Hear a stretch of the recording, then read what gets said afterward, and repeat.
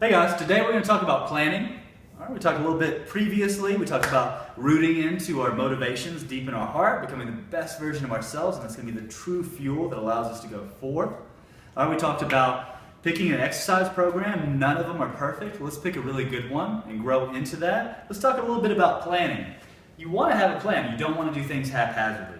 Find, and this is going to be an intro, and we'll do more in-depth programming later, especially after we learn some concepts, but find your weekly schedule. Of course, there'll be variants, but try to find a base weekly schedule. You want aspects of cardio, mobility and alignment and strength. Yes, this could be more complicated, but these are the foundations of a good program, all right?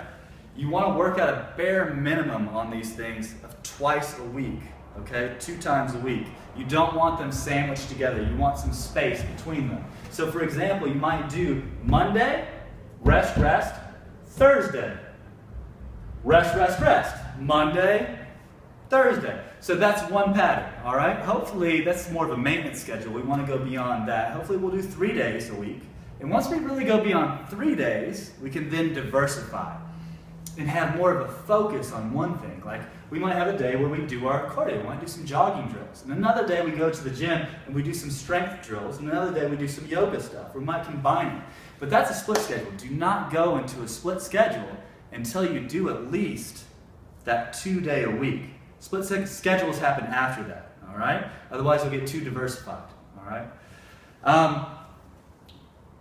We're going to go into the details of that later. But let's take a look now at the year.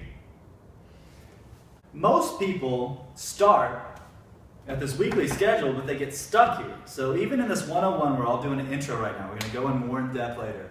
I want to go ahead and take a look at an annual format because it is actually really, really cool, and I think that we need to include this more in that basic format because people get lost. They start out with a weekly schedule, it gets monotonous week after week, and we lose it.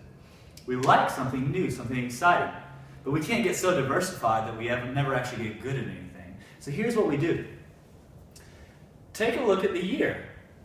Line it out. January, February, March, going on. Each month have a different focus, all right? For example, we might have a focus on our push-up in January. We're gonna see how many push-ups we can do in a minute at the beginning of January. We'll do everything, cardiovascular, mobility, strength, but there's extra focus on push-ups. At the end, we do a post-test, and we see how good our push-ups become. Next February, we work on our squat. We work on that base leg strength. We do a pre-test, we see where we're at. By the end of the month, basically, we become a little obsessive about one thing. And we watch how that develops over the month. This allows these things to be psychologically more entertaining, fun. And it really, just like in management, you focus on one aspect each month or each period. When you focus on just one aspect annually, you will get better at that aspect. Make sure your programming, we'll talk about more later, is sufficient to hold all of your statistics of your other attributes. But one attribute you focus on more than the rest. Or maybe, an example is still in the same school of thought, maybe we really focus on doing more yoga classes in the beginning of the year. Get limber. All right, then a little bit later, we focus on more powerlifting. We're going to get strong. All right, then as we approach summer, we're going to focus on more cardio. We're going to get lean. That is an amazing way to divide up your year. And it's really important to sit down, especially in the beginning, to go ahead and write it's just 12 slots. Write an outline of how you want to see your year and see it grow. And it will help you in psychological motivation, and specifically, you will get better at these attributes every month. So that's the conclusion. Let's plan to succeed. Let's have our weekly schedule. Let's include it all.